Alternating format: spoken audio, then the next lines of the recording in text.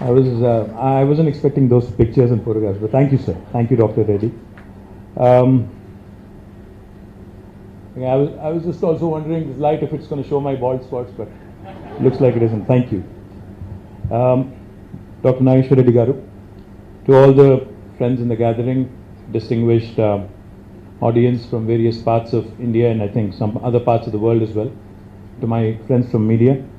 Firstly, before I go into my formal speech, let me place on record my gratitude, my sincere appreciation for toward Dr. Nageshwar Reddy Garu. And whenever I say something, I actually mean it from the bottom of my heart. I am not saying this because he's invited me. This is the first time I'm at AIG, not as a patient but as a guest. So I have to ensure that I say a few words which I truly mean. Firstly, I know Dr. Reddy as one of the most eminent gastroenterologists, endoscopists in the world. He's one of the most renowned. In fact, I've had a couple of chief ministers, I'm not naming names, I've had a couple of chief ministers call me seeking his time, saying, listen, I have a patient who needs this time, so please why don't you get me Dr. Reddy's appointment and please ensure that my patient, my attendant, my person, my family member is taken good care of. So I told that Honorable Chief Minister that you should not worry about that at all. You know, Dr. Reddy treats everybody equally. And when I say this, I say it with utmost sincerity because I remember when COVID hit us, it was an unprecedented crisis for the governments, for hospitals, for the medical fraternity, for people at large, for humanity at large, for the world at large. And one of the outstanding hospitals in Hyderabad that shone like nobody else is AIG under Dr. Reddy. And I say this because I remember very well. I'm very active on social media. I used to, because that was a time where you couldn't go out, where you couldn't meet people in person.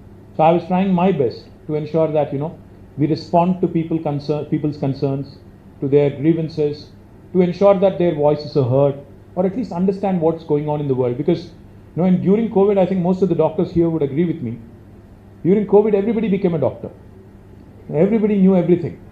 Everybody was reading up. Everybody was looking up. Everybody was asking their doctors what a steroid would do, or what in fact, even all the politicians started speaking, uttering all the complicated words, all the complicated medicines, Even we started calling up pharmaceutical companies and saying, when are you going to give me the remdesivir that otherwise I would have never in my life ever pronounced remdesivir, right? So during COVID, the reason why I say AIG shone like nobody else is because I remember very well when the rest of Hyderabad, I don't want to name names, was charging exorbitant amounts, rest of Hyderabad's hospitals were charging exorbitant amounts.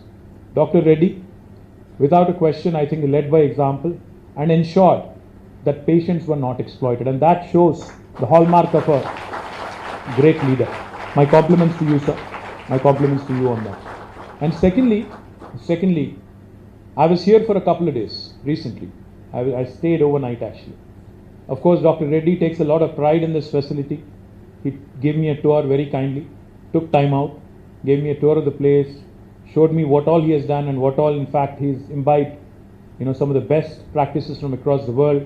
He was taking great pride in telling me how he kind of decongested his reception area, and he ensured that the people's flow, almost 5, 6, 7,000 people, how they could be accommodated at the ground, at the lower ground, at the upper ground levels, and how neatly they were done. The travelators inside the hospital, etc., are one of its kind. But what impressed me the most was not the travelators, was not how beautifully it is designed, not even how many plants he's gotten for so many other parts of the world, none of that. What impressed me the most was, one day he walks in at 11:30 p.m. in the night, and he was basically giving me advice and telling me, what needs to be done, etc., etc. Next morning at 6:30, once again he's back in the hospital. I said, did you get some sleep? He said, yeah, I need 3 hours of sleep. I said, okay, you have to tell me what you're drinking, what you're eating, because I need that too. Because if you're able to sustain a long day with 3 hours of sleep, I think that's astounding. The work ethic of this man, Dr. Nageshwar Reddy, is something that the world can certainly learn from, imbibe from. My compliments to you, sir. pulling 16, 17-hour day. And I think the theme of this session is not only women in medicine, but work-life balance or something. I'm guessing you don't have much of a work-life balance, sir. I think you work all the time. And I think kudos to you for your work ethic and for what you've built here. And the third thing, and I'll leave it at this because otherwise it will sound like this is a mutual admiration society. But the third thing I'll tell you, he told me, one of the richest businessmen in India had visited this hospital privately. He was here, I don't want to name names. He took a tour of the place. He was supposed to stay for 1 hour. He ended up staying for 4 hours. And end of the entire tour, he offers Dr. Reddy a check. He says, this is far more impressive than I thought it was. I'm going to write a check to you, a few thousand crores. And Dr. Reddy refused it flat. He said, I haven't built this for commercial purposes. I've built this facility to ensure that research and development happens. I have not built this with a profit motive. So therefore, my kudos to you, sir, on building a world-class facility in our city, in Hyderabad. And I'm also told that Newsweek has rated you as one, and they say this entire facility as one among the best gastroentero facilities in the world. Top 3, I think it is. So my compliments to the entire family of AIG, because it can't be just one man doing it, it's the entire team. So my compliments. Now, of course, I'm extremely pleased to be here. When he asked me a month ago, I said I'd absolutely be here. And I've cancelled one meeting to be here, sir, I have to tell you that. Because it was getting too much. There's like 5 events and I had to cancel one. But I'm glad to be here. But then I was asking myself, neither am I a woman nor am I in medicine. So what am I doing here? So I asked him, I said, what am I doing here? What am I supposed to speak? He simply said, give us an outsider's perspective on what needs to be done, what possibly, we can't see. When you're inside the profession, if you're a doctor or even if you're a woman, you probably end up, with a tunnel vision. So probably giving an outsider's perspective and trying to give you a sense of what I think is happening across the world is what I would love to do today. Medicine has always been looked up to as one of the noblest professions across the world. In fact, even today when I speak to my daughter, who's 13, and when I ask her, what is it that you want to do? I think many fathers, many parents, in fact, in India especially, have had this, I don't know if it's a good thing or a bad thing, I've had this thing, where you want your son to be an engineer and your daughter to be a doctor. I think that is how it has been. But my mother, I have to tell you, a little story, an anecdotal one. My mother always wanted me to be a doctor. She was insisting, she was actually very passionate about it. She's always said, there isn't a single doctor in the family. You should actually become a doctor. I ended up taking biology. I eventually ended up as a biotechnologist. That's a different story. Back in 91, when I was in my +2, I studied reasonably well. I don't think I'm a top of the class student, but I was a above average student, let me put it that way. And back in that day, we had MSET. Now I think it's NEET. Back in that day, it was MSET. So right after I finished my +2, I only could garner a 1600 rank. I wasn't one of those top students who could get into the top 100 or 200. So I ended up getting only B Pharmacy, and I could have possibly gotten agriculture or something. I didn't want to do that. Then I actually went to Karnataka, took that entrance test. Now what happened is, of course, in Karnataka, there were many more medical colleges. The private medical college system was far more robust. So I got in there. In fact, I got in some of the best colleges in Karnataka. But my father is a very persuasive man.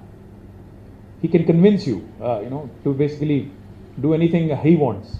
Right? So when I came and told him that I got through this entrance test in Karnataka and I'm going to join medicine in Karnataka, he told me, do you know how many years a doctor kind of takes to settle into life? I said, I have no clue. My mom wanted me to be a doctor, so I'm going to be a doctor. He said, you'll be 32 or 33 by the time you complete your graduation, post-graduation, super specialization, and a bunch of other things. And then for the rest of your life, you could be called at 12 in the midnight, for an emergency, and you'll have to run. So there won't be much of a work-life balance. He kind of basically stressed me out by saying all that. I said, okay, if that is the case, I'm not doing it. I'd rather do something else. So that's how I ended up not being a doctor, is where I'm going with this.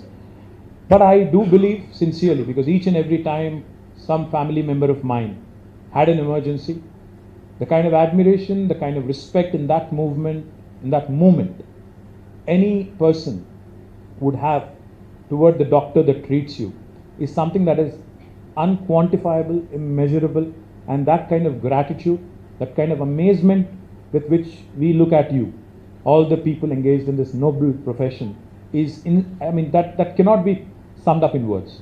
So my compliments to you, because these are all intangibles. Now I am the Minister for Municipal Administration. I keep telling my team, that अगर हैदराबाद को हम लोग हर दिन साफ रखते हैं, हर दिन अगर साफ सुथरा रखते हैं, कोई हमें कॉम्प्लीमेंट नहीं देता है, कोई भी हमें तारीफ नहीं करता है, बट 4 दिन छोड़ दो, इतना गाली मिलता है. Same applies to you guys also. You treat a patient very well, you'll just be given a thanks. You'll just be told you've done a great job, thank you very much. But that 1 out of the 1,000 mess ups will get you such flack that you will never ever forget for the rest of your life. That is a profession that you've chosen, unfortunately or fortunately. So therefore, it is a thankless job. But I think this is one opportunity that I would like to take to thank this entire brilliant team of medical professionals assembled here. Thank you very much on behalf of the people of Telangana, of all of us non-medical professionals.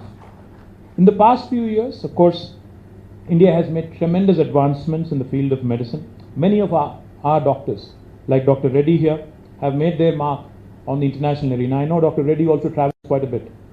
He travels, I think, to at least a few countries every month. A noble profession like medicine, of course, can play a pivotal role in breaking the boundaries of gender bias as well. Although historically it has been a male-dominated field, many extraordinary women also have paved way as pioneers in healthcare. One such path-breaking personality was Dr. Anandibal Joshi, who was the first female Indian physician and the first Indian woman to have gained a degree in Western medicine in the late 1800s. Another example, of course, is Dr. V. Shanta, an oncologist who was awarded Padma Shri and Padma Bhushan and Padma Vibhushan awards for her efforts in improving accessibility of affordable cancer treatment. And of course, we have our own Dr. Soumya Swaminathan, who was omnipresent during COVID, a pediatrician who was at the helm of World Health Organization as a chief scientist during COVID-19 pandemic. Talking of the pandemic, I must also use this opportunity to mention that 2 of the 3 companies that have developed indigenous COVID-19 vaccines in India are from the city of Hyderabad, and both of them have women as their leaders in the driver's seat. Suchitra Ella of Bharat Biotech and of course Mahima Datla of Biological Advance, both are outstanding women leaders in healthcare and medicine who have contributed tremendously to the vaccine industry and to the biotechnology industry in India and abroad. The list of women who have made strides in the field of healthcare goes on. There's plenty of very, very talented doctors and medical professionals across the globe and across India now also. Today, our healthcare systems are rapidly transforming as they embrace digital technologies. Women can play an important role in this evolution, not only as medical professionals, but also in the field of AI, big data, and data digitization, which aid in smarter decision making. As a state with leadership position in technology and also life sciences, broadly, of course, healthcare, we are thrilled about the opportunities presented by the new areas of medicine and biomedical technologies. I keep saying this very often. I keep saying that Hyderabad is neither north of India nor south of India. In fact, Hyderabad is where the north of India meets the south of India. Hyderabad is where paratha meets dosa. Hyderabad is where biology meets technology. Hyderabad is where data sciences marries life sciences. Hyderabad is where Mangoverse meets Metaverse. Hyderabad is that beautiful melting pot where the confluence of these technologies can be leveraged to the greater good of humanity, greater good of healthcare advancements in today's world. Honorable Chief Minister of Telangana, Shri KTR Garu, he always tells us one thing. Whenever I talk to him about fancy new technology, he only has one question. He asks, what is the societal good that can be accomplished by way of this new technology?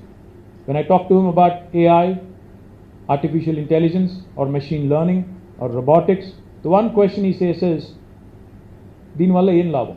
What is the advantage to society? What is the advantage to the common man on the ground by way of this technology? And he also says, any technology that does not have a positive societal impact is futile. However advanced or cool it is, it may not be of use unless it is put to greater good, it is used to greater good. Now we have embarked on an ambitious mission to create health profiles, digital health profiles of more than 40 million citizens of Telangana. Now this is one unique effort in Telangana that I'm super proud of, because this brings about the convergence of medicine and technology. And in fact, as a pilot state, I've chosen my district, Rajana Sirsila, to have done this. Now a lot of people think and ask, why are you doing it? What is it that you're wanting to accomplish by way of this? What we are trying to accomplish by way of building electronic medical record of each and every citizen is, for instance, when we have completed the pilot in my district, my district has about 422,000 adults who are above the age of 18. So we've conducted different kinds of tests. We have taken the usual metrics, studied the vitals, and now have built the entire digital health profile. What we've realized in my district is that there is a heavy prevalence of oncological problems among the women in my district. It could be cervical cancer, it could be breast cancer, but there seems to be a pattern to this. So when we started looking at the data, and then there is another district called Mulugu, where we've also completed the pilot project. We started looking at the data, we started analyzing it, we realized that there are a lot of cardiological challenges there. So as a government, when you're planning 33 medical colleges, government medical colleges in each of the districts, what we ought to be doing now is start preparing for the future, start bracing for the future based on the data we have. So therefore, in my district in Sirsila, what we've decided is in the newly built medical college, we will be having a dedicated oncology unit where we will be focusing on all the oncological problems, which are already prevalent, and how do we prevent them going forward is something that will be a focus. So this sort of predictive healthcare planning is what we would love to accomplish, and leveraging AI, valuable data from electronic and medical health records, we can turn these insights into future healthcare strategies. On the other hand, genomics, database analytics also can aid in precision medicine, and we can design tailor-made treatments for patients, especially, like I said, in oncology. While technology is of course revolutionizing healthcare, and robots probably are going to take over surgeries at some point, at least the simple ones, I strongly believe that human element will always be central to the field of medicine and can't be replaced ever. Women in general are more compassionate, of course, sincere. The men are going to hate me for saying this, are more committed, and hence they of course make fantastic surgeons. Most importantly, women make up almost 50% of the workforce in the world. However, there is still adequate room for us to do better, as Dr. Reddy just pointed out. If in his hospital, with his progressive outlook, it's only 34.8% is what you mentioned, I think there is a lot of room to do better and increase participation and career advancement of women in science, technology, engineering, mathematics, and most importantly, medicine.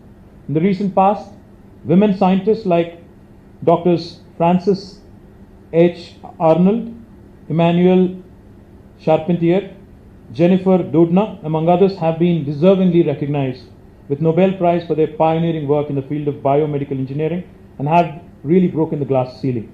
It is true that number of women doctors have been on a rise around the world. When compared to the last decade, there is a rise in the number of women pursuing medicine as students. In 2016-17, there was a spurt in the number of women pursuing postdoctoral medicine.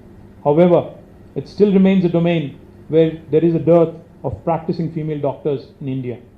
I see this with a sense of urgency. I say this with a sense of urgency to improve gender parity in the physician workforce, to improve the access to women physicians. Full and equal participation and leadership of women in medicine is instrumental for achieving gender equality and empowerment. Needless to say, women in leadership positions have proven to increase organizational productivity as well. Telangana is one of the very few states in India which has introduced gender equality into the curriculum towards positive change at a school education level. The number of women enrolling in degree programs in Telangana is rising steadily year after year.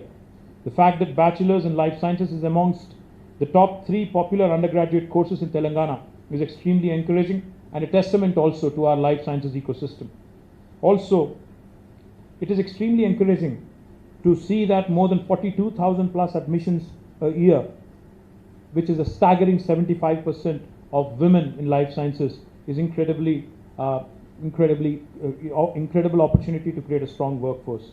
This is a reflection not just of the aptitude of women to take up science, but also a support system within families that encourages them to take up this stream of life.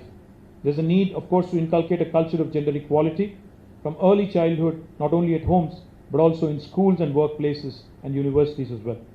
As per the latest NFHS, that is the National Family Health Survey report, our state has among the highest population of working women in India.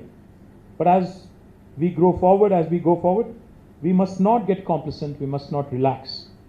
To further provide an impetus, we are also opening up a Telangana Women's University in our state, an exclusive university for women.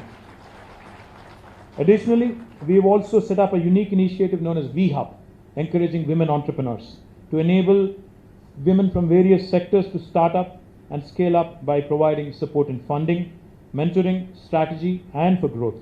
In a nutshell, our constant endeavor to build an ecosystem for women across disciplines to excel and make an impact on the society. To conclude, I'd like to quote words of Dr. APJ Abdul Kalam. Empowering women is a prerequisite for creating a good nation. When women are empowered, society with stability is assured. Empowerment of women is essential as their thoughts and their value systems lead to development of good family, good society, and ultimately a good nation. Government of Telangana will continue to undertake targeted initiatives to ensure and scale the participation of women in not only medicine, but across different disciplines. I once again thank Dr. Reddy for this wonderful opportunity that he has given me to meet all of you. Thank you very much. Jai Telangana, Jai Hind.